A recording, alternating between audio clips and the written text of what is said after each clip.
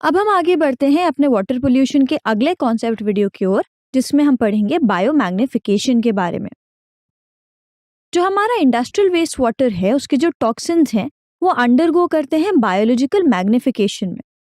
अब biological magnification होता क्या है?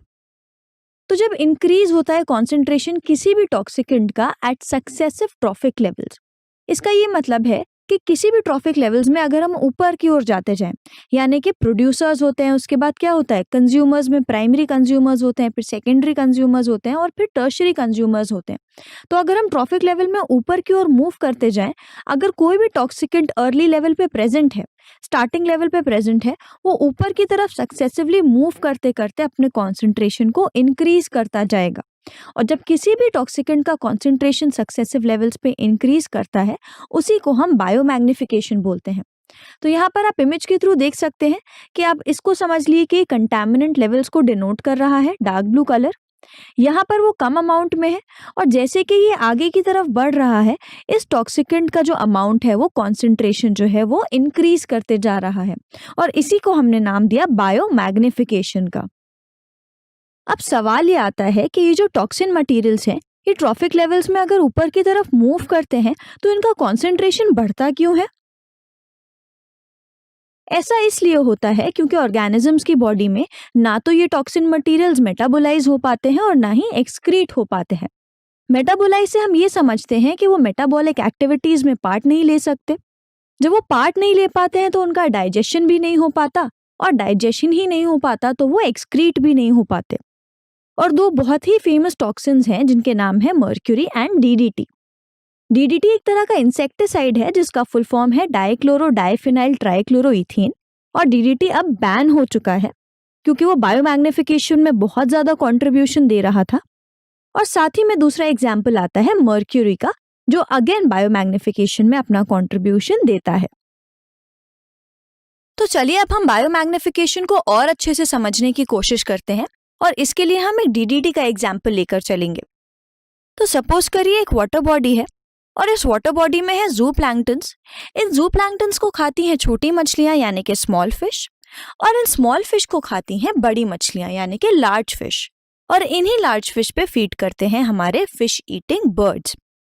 तो हमने बायोमैग्निफिकेशन में क्या देखा था कि जब ट्रॉफिक लेवल्स पे हम ऊपर की तरफ बढ़ते हैं तो किसी भी टॉक्सिकेंट का कॉन्सेंट्रेशन बढ़ता है, और यहाँ पर हमने डीडीटी का एग्जाम्पल लिया है।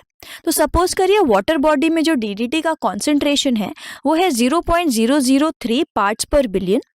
अब जैसे जैसे ये ऊपर की तरफ बढ़ेगा तो वो इंक्रीज करेगा। तो जब ये जू प्लैंक्टन्स की ओर पहुंचा तो इसका कॉन्सेंट्रेशन बढ़ के हो गया 0.04 पार्ट्स पर मिलियन। फिर जब ये और ऊपर की तरफ गया तो ये पहुंच गया 0.5 पार्ट्स पर मिलियन। फिर ये और ऊपर की तरफ मूव किया और वो बढ़कर हो गया 2 पार्ट्स पर मिलियन। और जब ये फिश ईटिंग बर्ड्स की तरफ गया तो ये हो गया 25 पार्ट्स पर मिलियन। तो आपको दिखा कि ट्रॉफिक लेवल्स में जब हम ऊपर की तरफ बढ़े, डीटी का कॉन्सेंट्रेशन किस तरीके से इंक्रीज किया। और कंपैरेटिवली आप देखें तो फिश ईटिंग बर्ड्स को डीडीटी सबसे ज्यादा नुकसान पहुंचा रहा है। हमने ये तो देख लिया कि फिश ईटिंग बर्ड्स में डीडीटी सबसे ज्यादा कंपैरेटिवली नुकसान पहुंचा रहा था क्योंकि वो ट्रॉफिक लेवल में सबसे ऊपर प्रेजेंट था, इसीलिए कॉन्सेंट्रेशन डीडीटी का उसमें सबसे ज्यादा था बायोमैग्निफिकेशन के चलते। अब हम देखते हैं कि डीडीटी किस किस तरीके से फिश ईटिंग बर्ड्स को नुकसान पहुंचा रहा है। तो जब हाई कॉन्सेंट्रेशन ऑफ डीडीटी होता है उनकी बॉडी में तो उन बर्ड्स का वो कैल्शियम मेटाबॉलिज्म खराब कर देता है। अब कैल्शियम मेटाबॉलिज्म खराब होने से क्या हो रहा है, तो जो हमारी बर्ड्स के एग्स होते हैं उसके जो शेल्स होते हैं उसमें अच्छे अमाउंट में कैल्शियम प्रेजेंट होता है। अब जब कैल्शियम मेटाबॉलिज्म खराब हुआ है तो क्या होगा, क्या एग शेल्स जितने मोटे बनने चाहिए उतने मोटे बनेंगे? वो नहीं बनेंगे। यानी कि डीडीटी ने जब कैल्शियम मेटाबॉलिज्म खराब किया तो एग शेल्स की थिनिंग हो गई। अब जब एग शेल्स पतले बने हैं तो उससे क्या क्या प्रॉब्लम्स हो सकती हैं,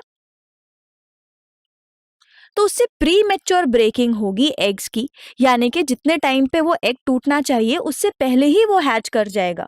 तो जो उसमें से बच्चा बना होगा वो प्रॉपरली फॉर्म नहीं हुआ होगा, यानी कि अल्टीमेटली उनकी पॉपुलेशन कम हो जाएगी क्योंकि प्री मैच्योर बर्थ हो रही है बर्ड्स की। तो हाई कॉन्सेंट्रेशन ऑफ डीडीटी पानी में जैसे जैसे ऊपर की तरफ ट्रॉफिक लेवल से बढ़ते बढ़ते फिश तक पहुंचा, फिश से वो पहुंचा कहाँ पर, बर्ड्स तक। और बर्ड्स में इतना ज़्यादा हो गया कि उन्होंने उसका कैल्शियम मेटाबॉलिज्म खराब किया, जिसकी वजह से थिनिंग ऑफ एग शेल्स हुआ, pre mature hatching of eggs हुआ और बर्ड्स की पॉपुलेशन डिक्लाइन हो गई। तो आपने देखा कि बायोमैग्निफिकेशन कैसे ट्रॉफिक लेवल में ऊपर की तरफ मूव करते करते सारे ही ऑर्गेनिजम्स को नुकसान पहुंचा सकता है, और जो सबसे ऊपर प्रेजेंट है उनको वो सबसे ज़्यादा नुकसान पहुंचा सकता है।